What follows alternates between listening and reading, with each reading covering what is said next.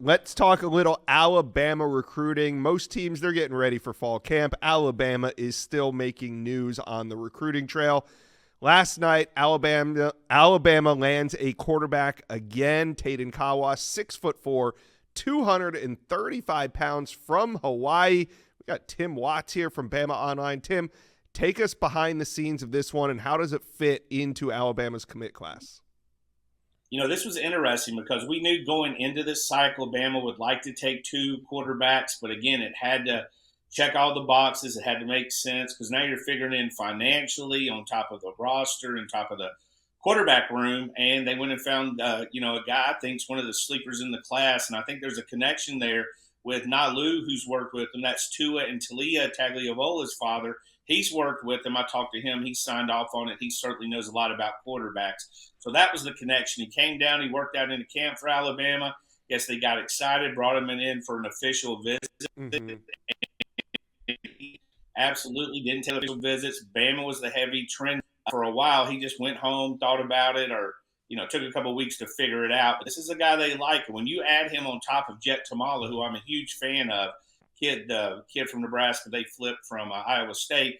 Both of them are big kids, over 6'3", close to 6'4", athletic, can throw the ball. With Taden, he's a guy that you like to see him in the system. Hits a lot of seams. Again, he's big. He's over 230 pounds. Not as athletic as Jet, but two guys you can put in the quarterback room for the future. And it's really good. It's an A+ when you consider they had Keelan Russell last year. And just a few months ago, we were wondering who's going to follow Keelan and Keelan Russell. And I feel like they got two guys. Yeah, really interesting take there. But at 6'4", 235 pounds, how can you not take him? All right. Anthony Tank Jones, one of the top edge rushers in the country, one of the best players in the state of Alabama, cut his list to a final three, Bama, A&M, and Oregon. Tim, how do you see this one shaking out, and when is Jones going to make that final decision?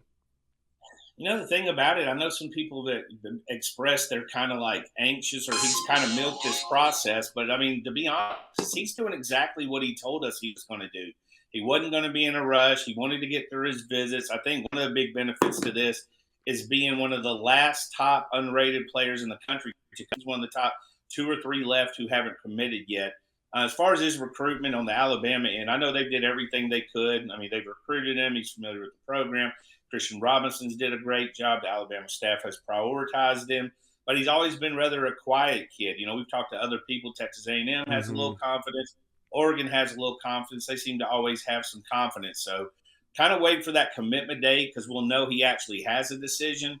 But he's a guy that holds his own counsel. But he did talk to Hayes Fawcett, and he told Hayes in an interview that Alabama was the one that had jumped out to the front. So we're going to wait and see when he announces that. Was that a smoke screen? That's where it stands. But I think Alabama likes where they sit right now going into a possible decision date.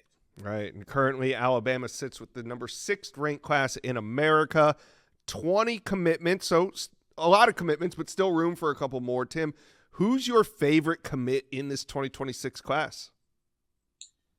I have a couple I like just overall. I think Bama did a great job with Chris Booker, the offensive lineman, was in Georgia, had no other offers really other than Alabama. Next thing you know, he's got a dozen offers, Georgia, Florida, among them trying to flip him. But the one that stands out to me the most is Jordan Edmondson. And I think that's because he committed early, and you kind of forgot about him. He committed early, great evaluation, coming on the heels of Dijon Lee and Chuck McDonald. Mo Lindquist has done a great job in that secondary. So you're getting a guy that I think has potential to be the number 1 cornerback in this class and has 5-star potential. You got him from the state of Georgia. Georgia wanted him. Everybody wanted him. Early eval, he blew up, was MVP at a camp, but he's a guy that meets exactly what Alabama wants, long, tall, and quick defensive backs, and to get him on the heels of what they did last year, I think was an A+ effort also. All right, so when it comes to needs in the 2026 cycle, is there anything that Bama would like to do before National Signing Day? Yeah, they definitely want to add Tank Jones. He's one.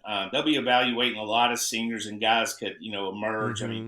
People forget, they act like signing day was in July. Guys, we've seen guys throughout our career pop up in November as top elite 5-star talents. I think they'd like to find an offensive line, but I don't think they have to get that guy out of the high school ranks. They can go into the portal. So it's really going to come down to fiscal sense, availability, can he play early, and all those kind of things. But for the most part, they've hit on everything they've wanted up till now.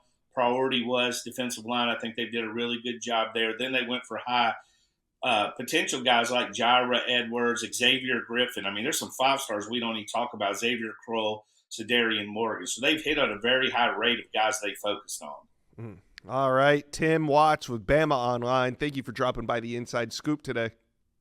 Anytime, guys. Thank you.